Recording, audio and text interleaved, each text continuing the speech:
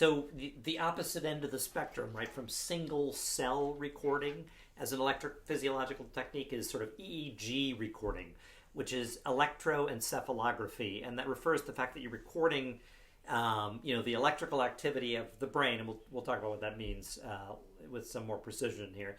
But the graphy part means that you're actually, writing it or displaying it, and it used to be literally, pens that would move up and down with what was being recorded, and across a paper, and you get these reams of EEG papers, recording papers, and you have to go through page after page after page. But today, of course, it's more traditionally now done, with computer recording, so it can be displayed on a screen.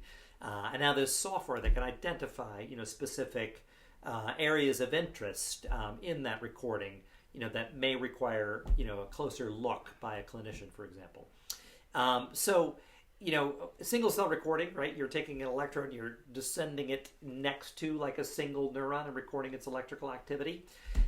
With EEG recording, you're actually getting the sort of aggregate, summated, activity of many neurons that are all sort of firing at once. So there are spatial and temporal aspects to this recording. For one thing, the electric current has to get conducted basically, through the meninges and through the bone, which is not a very good conductor. So it's going to be kind of a faint signal that's going to actually be detected by electrodes that are placed on the surface of the scalp.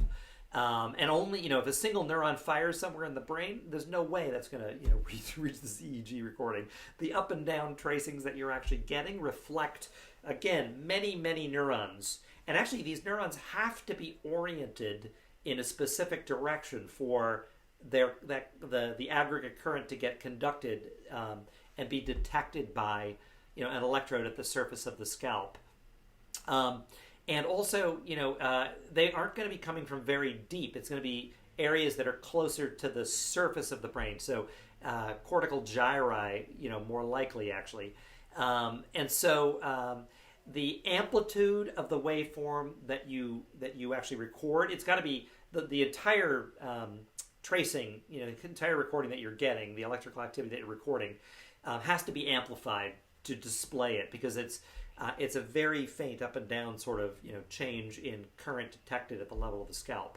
But the higher the amplitude that you see on one of these EEG recordings, the more neurons were firing simultaneously and summating, their activity to allow for that, enhanced amplitude that's going to be in the EEG recording. And again, all these neurons, if they're all happen to be oriented the same way, and many of them fire at the same time, well, that'll produce a large kind of peak at that point. And EEG, it's not getting every individual neuron. Obviously, it's getting kind of an aggregate recording of activity from selected areas of the cortex. It's effective at determining what we call state.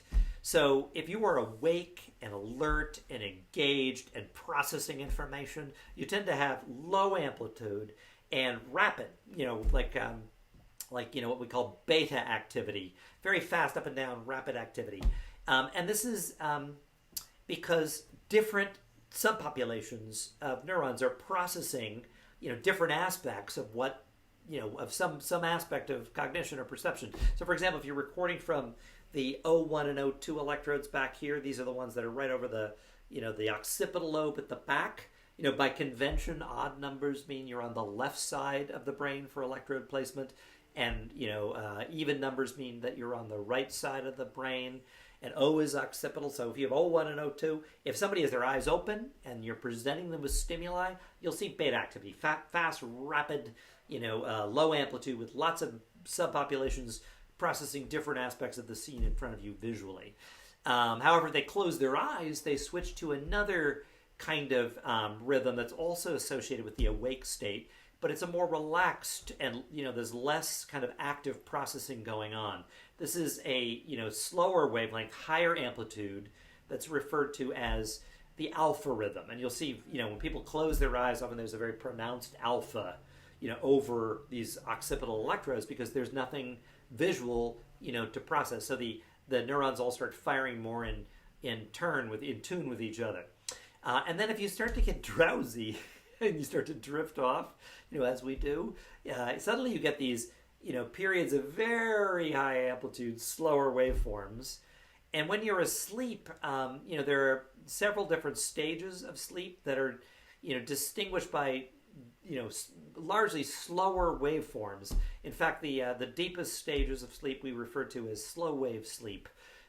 These are waveforms in the delta and theta range, and you tend to have much higher amplitude, waves as well, because the brain isn't processing a lot of information at that point. It's just sort of, more cells are, collectively sort of firing together. So you get these higher amplitude, slower waveforms associated with deep stages of sleep. Interestingly, when you, switch into what's called rapid eye movement sleep, right, REM sleep, where, typically if you wake somebody during a REM sleep episode, they'll report that they were in the midst of some kind of a dream state. You'll see very distinctive on the EEG, frontal electrode eye movements being recorded because people are, moving their eyes back and forth. However, you'll also see cortical activity that looks a lot like the alert awake state. So you'll see beta activity, low amplitude waveforms that look a lot like the awake state. So EEG is really good at determining, the state that you happen to be. Are you engaged, processing? Are you relaxed? Are you drowsy? Are you asleep, right? It's also particularly good at looking at seizure activity. When somebody has a seizure, there's these like rapid spikes where lots of neurons fire all together at once. And again, all the neurons sort of firing together at once, very high amplitude, fast activity, very high amplitude, slow activity. If more things are, firing at the same time, there's less information there. And you can get these spike and slow wave activities if you have sort of focal seizures, and they'll be at specific electrodes, which can, indicate to somebody who can read these EEGs, that there may be seizure activity originating in specific areas of the brain, focal areas of the brain. Or you can have these kind of generalized seizures where there's just very rapid high amplitude waves, basically happening like all over the brain, where there's too much electrical activity and not the kind of discriminative, information processing activity that you see in a normal, healthy, alert, awake individual.